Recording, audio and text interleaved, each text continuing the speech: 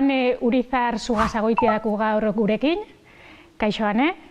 UESiko irakaslia zara, gaur hemen etxean moguan, zentuko zinan, ez da? Bai, gustora, bai. Ez eguzu, tesia aurkeztera ez eure tesien gainean berbaitera etorri zara.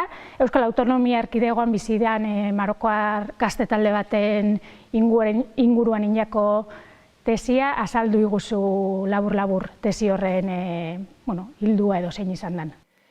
Bai, gaur egin dodana izan da, tesi lan horretan aztertzen dut gazte marokoar jatorria daukaten gazte talde baten sozializazio prozesua, baina gaur eskakizun zehatz bat neukan, orduan lan horretako atal bati dedikatu diot tarte bat, eta izan da gehien bat gazte horiek eta euskera eta identitatea. Horren inguruan hitz egin dut.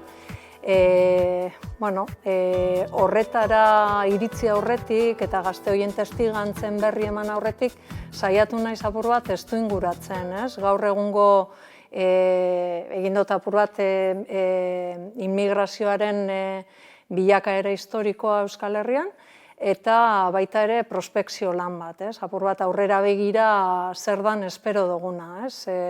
Ze immigrazio mugimendu egongo diran hemendik eta urte batzutara. Eta ondoren saiatu naiz gazte horien ahotsak ekartzen eta apur bat azaltzen